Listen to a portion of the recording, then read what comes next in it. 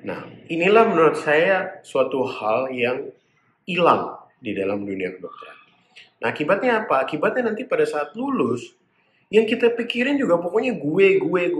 Egosentrik. Praktek gue yang penting, pasien yang pasien gue, sabodo teuing pasien orang lain gitu ya. Apalagi kalau misalnya pasiennya kemudian berobat ke dokter lain, wah marahnya udah luar biasa.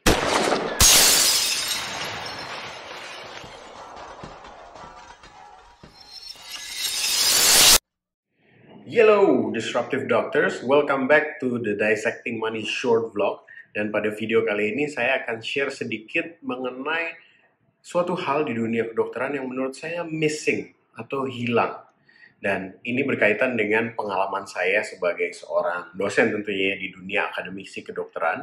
Jadi beberapa waktu yang lalu itu, seperti teman-teman tahu, kalau misalnya kita jadi pendidik, tenaga pendidik di dunia kedokteran, kita akan punya tanggung jawab untuk mengajarkan koas. Artinya keseharian kita itu ditempel dalam tanda kutip diikuti oleh koas dari visit pasien, poliklinik, bahkan operasi dan lain sebagainya.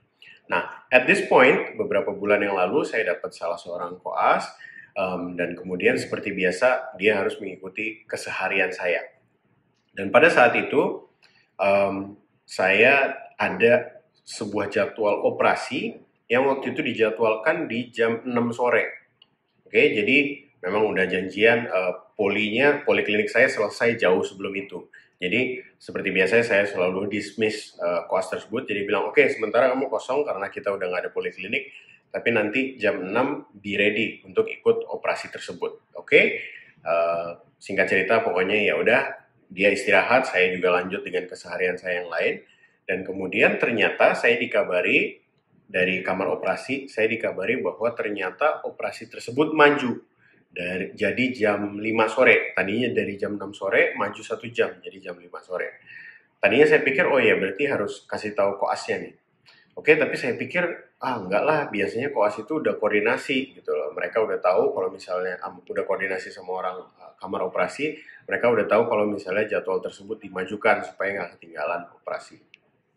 Anyway, saya kemudian datang ke kamar operasi gitu ya, muncul sebagaimana sesuai sebelum jam 5 tersebut, dan kemudian ternyata benar pasiennya udah datang, kemudian disiapin untuk operasi ya. Di situ ada dokter anestesi, di situ ada koas anestesi dan lain sebagainya. Oke, tapi saya nggak lihat koas saya tersebut itu di mana. Saya pikir oh ya mungkin dia terlambat, mungkin ada halangan, atau mungkin telat dikasih tahu, diinformasikan bahwa operasi tersebut maju 1 jam.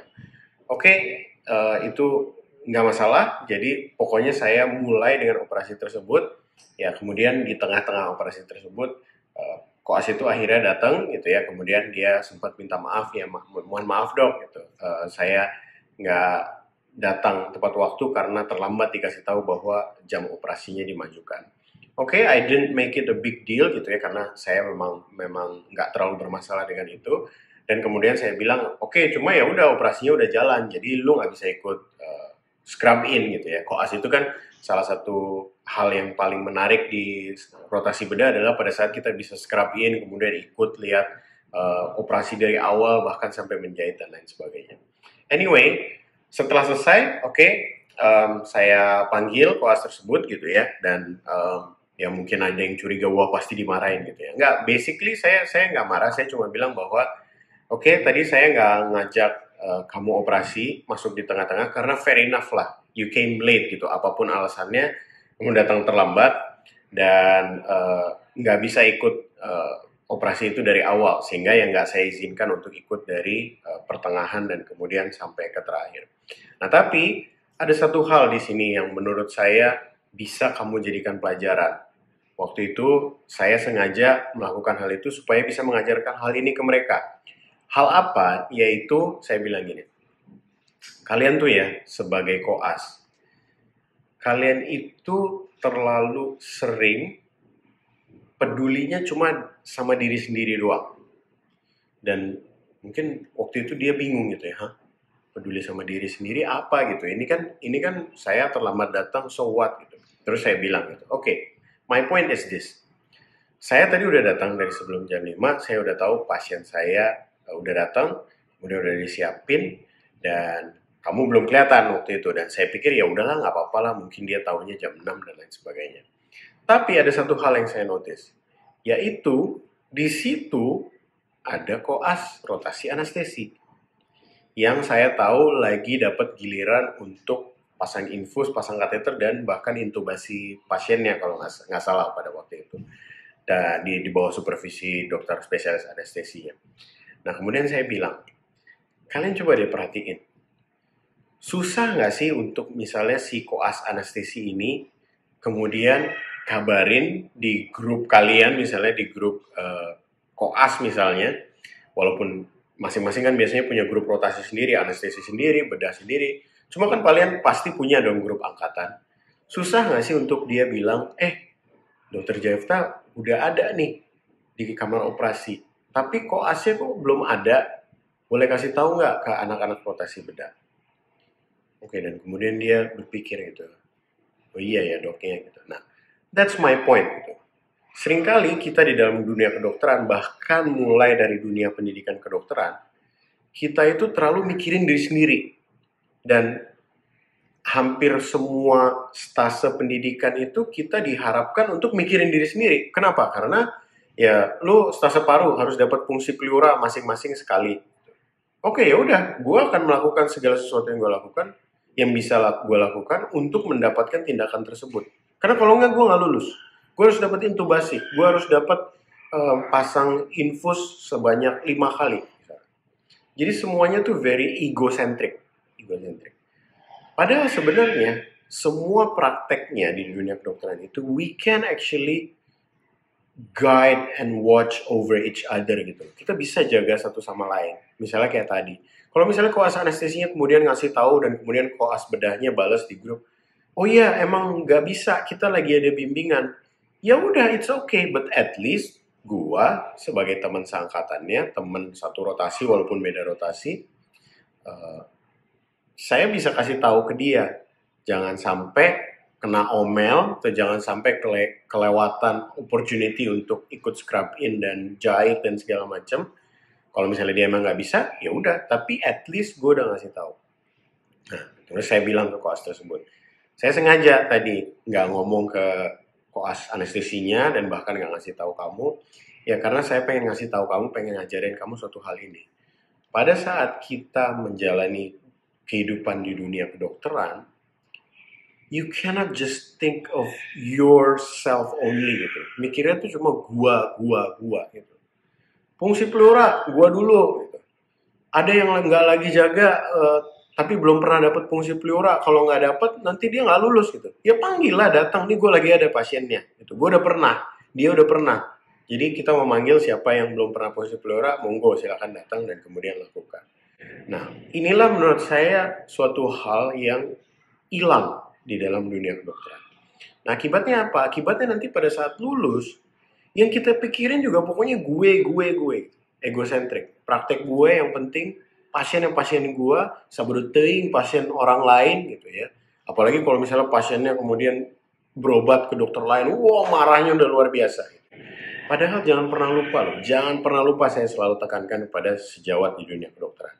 Kita itu disumpah di hadapan pemuka agama dan di hadapan kitab suci kita masing-masing, kita disumpah bahwa kita akan memperlakukan semua sejawat kita seperti saudara kandung kita sendiri.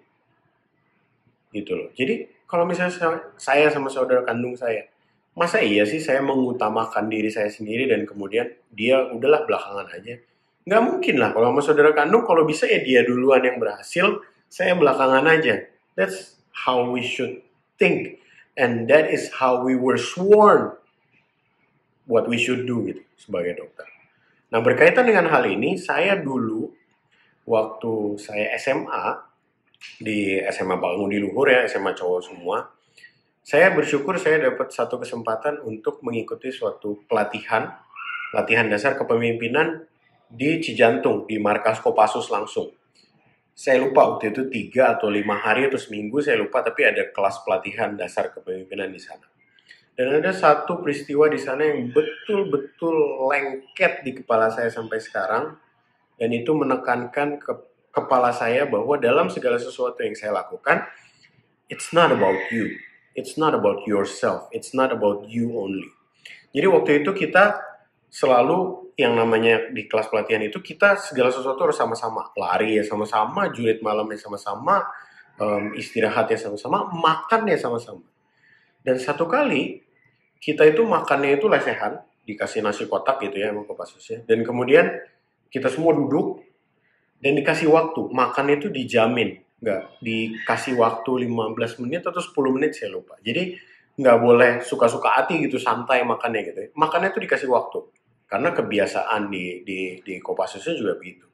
Dan kemudian dikasih waktu, ya udah saya kan yang pikir udah lapar, pokoknya makan aja selesai gitu. Biasalah ada nasi, ada lauk, ada sayur, kemudian ada buah, ada pisang di situ. Nah kemudian saya kaget tiba-tiba di tengah-tengah saya lagi makan, tiba-tiba ada salah seorang Kopassus ya, komandannya, pemimpinnya, dia bilang stop semua makan dengan nada yang sangat mengerikan lah ya, nada marah. Stop semua makan. Kenapa? Karena dia sebelumnya tanya ke salah satu teman SMA saya waktu itu, dia tanya, dia udah selesai makan, tapi dia lihat pisangnya masih sisa. Terus dia teriak itu, dia bilang stop semua makan. Dan kemudian dia bilang, temen kamu ada yang gak mau makan pisang. Oke? Ya, terus so what saya pikirkan. Saya lagi makan pisang saya, kalau salah teman-teman saya juga lagi makan. Sekarang, karena dia tidak mau makan pisang, semua tidak boleh ada yang makan pisangnya. Saya lagi makan pisang saya setengah bengong. Yang lain ada yang udah habis lebih bengong lagi gitu. Ini gimana orang udah kemakan gitu, tiba-tiba dikasih tahu nggak boleh makan pisang. Bingung kita, setelah sekian detik baru akhirnya dia bilang. Saya bilang itu ke kalian supaya kalian menghargai. Ini bukan masalah lu suka pisang atau lu nggak suka pisang. Oke? Tapi ini adalah pelajaran tentang bagaimana lu harus menghargai apa yang ada di depan lu. Oke? Kalau saya lagi latihan survival, beliau bilang yang ditaruh di hutan di tengah mana segala macam. Pisang ini udah dicelupin ke lumpur pun masih akan menjadi makanan yang enak dan sangat berharga buat saya. Karena itu mungkin bisa membuat saya hidup 3 hari ke depan. Jadi kalau misalnya ada di sini yang menolak makanan, semua nggak dapat hak untuk makan buah yang sama. Dan peristiwa itu sampai sekarang lengket di kepala saya bahwa it's not about you. It's not about lu suka atau nggak suka. Ini adalah masalah mengenai lu menghargai atau enggak sih apa yang ada di depan lu. Gitu. Dan lu menghargai nggak sih teman-teman lu gitu. Kalau misalnya terus dia yang kayak ya udah pokoknya gue tetap nggak mau makan gitu. Nggak apa-apa teman-teman seangkatan SMA gue ini nggak bisa makan buah pisangnya nggak apa-apa. Yang penting pokoknya gue nggak suka pisang. Kan bisa aja kita berpikir kayak gitu. Tapi waktu itu akhirnya dia belajar, oke, ya udah, kita makan aja supaya yang lain semua juga bisa makan. Dan ini yang menurut saya missing di dunia kedokteran. Karena kebanyakan dari kita, we always think about ourselves. Kita nggak peduli sama orang lain. Dan itu yang seringkali jadi, nanti pada saat udah praktek, sikut-sikutan lah, ini lapak gua, nggak boleh lo masuk sini, segala macem. Rebut pasien orang, ngomong tentang suatu hal yang jelek terhadap pekerjaan orang lain. Nah itu yang menurut saya harus dihilangkan. Nah, saya bersyukur saya pernah dapat latihan dasar kepemimpinan tersebut. Nah, apakah harusnya semua fakultas kedokteran menjalani latihan dasar kepemimpinan di Army tersebut? Ya saya nggak tahu. Menurut saya sih saya dapat suatu hal yang berharga, mendapat kebersamaan dengan teman-teman SMA saya, dan saya dapat nilai-nilai yang saya nggak pernah dapat dari tempat lain. So, itu yang mau saya share kepada teman-teman sejawat dan penonton sekalian. I hope this can be of value. Don't ever think that this world revolves around you. It's not about you. It's not about you. It's about apa yang harus bisa kita lakukan, apa yang bisa kita lakukan untuk menjaga orang lain. Kalau ada yang pernah nonton film 300, di situ digambarkan bahwa tamengnya orang Sparta itu ada fungsi khusus gitu. Bahwa 2/3 itu dijaga sama tameng itu, sebelah kanan kita, tapi sebelah kiri 1/3 kita itu nggak kejaga. Kenapa? Ya karena tameng orang di sebelah kita yang akan menjaga bagian kita yang jadi weak point, gitu loh. Jadi di mental Sparta 300 ini, kita aja belajar bahwa di dalam peperangan, di dalam kita memperjuangkan sesuatu, kita nggak bisa jaga diri kita doang. Supaya tombaknya bisa keluar, supaya kita bisa nyerang, itu kita harus dijaga juga sama orang lain. So, I hope this can be a value to you, supaya kita mulai bisa pegangan deh, jaga deh satu sama lain. Baru kemudian kita bisa maju berperang, dalam tanda kutip, maju kerja dengan nyaman. Oke? This is Sparta!